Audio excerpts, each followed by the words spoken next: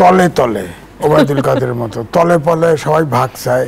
এই সংবিধানের কোনো অংশ সংস্কার করার এখতিয়ার এই সরকারের নাই। বিএনপি এখন বড় দল, নির্বাচন হলে বিএনপি সরকার গঠন করবে। শেষ বেলা এসে দেখা যাচ্ছে যে বিএনপির সঙ্গে অন্য দলগুলোর একটা মুখোমুখি অবস্থা, বিশেষ করে জামাত এনসিপি এক পক্ষ, বিএনপিকে অন্য পক্ষ, এরকম একটা মনে হচ্ছে। এবং বিএনপির কারণে ভাবটা এরকম যে বিএনপির কারণে অনেক কিছুতে এগোনো যাচ্ছে না, বিএনপিকে একটু চ্যালেঞ্জের মধ্যে পড়েছে বলে মনে হয় কিনা ঐক্যমত্য কমিশন? অ্যাটিটিউডটা মনে হয় যে বিএনপি এখন বড় দল, নির্বাচন হলে বিএনপি সরকার গঠন করবে। সুতরাং সবাই তলে তলে ওবায়দুল কাদের মতো তলে পলে সবাই ভাগ চায় অথবা তারা ঠেকাও। কিন্তু আপনি মনে করেন নির্বাচনে যদি যায় তাহলে সবগুলো দল যদি এক হয়ে যায়, বিএনপি যদি আলাদা ইলেকশন করে তারপরেও বিএনপি মেজরিটি পাবে। এটা হলো আমার হিসাব। এখন আপনার প্রশ্নে, স্পেসিফিক প্রশ্নে আসি। দেখেন, আমি ইয়েতে যাচ্ছি না। এই যখন ওত নেয় তখন আমি বঙ্গভবনে ছিলাম, সেখানে কিন্তু এই সংবিধান সমুন্নত রাখার জন্য ওত নেওয়া হয়েছে। সুতরাং আমি যদি প্রশ্ন করি, এই সংবিধানের কোনো অংশ সংস্কার করার এখতিয়ার এই সরকারের নাই, তাও আমি ধরে নিলাম সংস্কার প্রত্যাশা। এখন ধরেন আমরা, রুবিনা আপা যেটা বললেন যে আমরা ওয়েস্টমিনিস্টার সিস্টেম ফলো করি, আমেরিকান সিস্টেম নয়।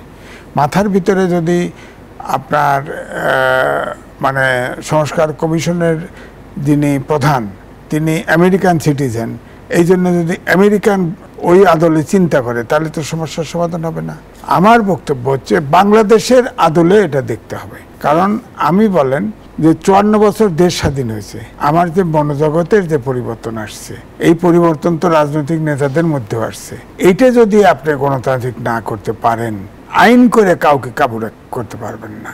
এখন ধরেন আপনার কথায় আসি, সব বিএনপিকে চাপে ফেললো, বিএনপি সব রাজি হইলো, রাজি হয়ে ঠিক আছে 3 জোটের উপরকার মতো স্বাক্ষরও করলো, সংসদে বিএনপি গভর্নমেন্ট ফর্ম করলো, মানলো না, সংসদ মানে না, ওইটা তো আইন, ওইটা তো আইন, মানলো কি হবে?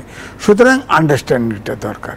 সেখানে যদি আপনি বলেন, ধরেন যেভাবে বলা হচ্ছে, ধরেন 2 রকম, একটা হচ্ছে বিএনপি সরকার আসবে, তারেক রহমান প্রধানমন্ত্রী হবে, এটা হলো মূল টার্গেট, এটাকে ঠেকাও।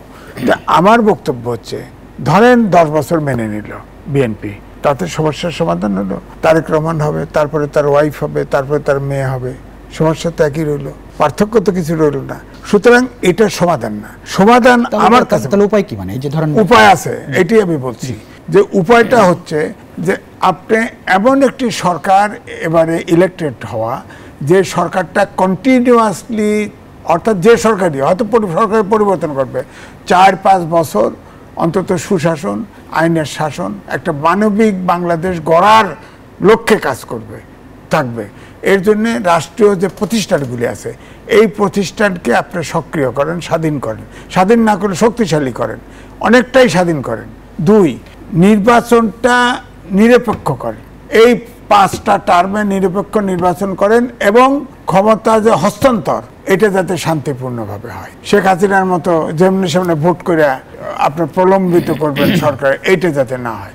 একটা সুষ্ঠু নির্বাচনের জন্য যে সংস্কার করা দরকার, এবং দায়িত্ব 5 বছর যদি টেনর হয়, 5 বছর পরে ক্ষমতা হস্তান্তর করতে বাধ্য, এটা যদি আপনি করতে পারেন তাহলে কিন্তু এই সরকার কিন্তু চলমান।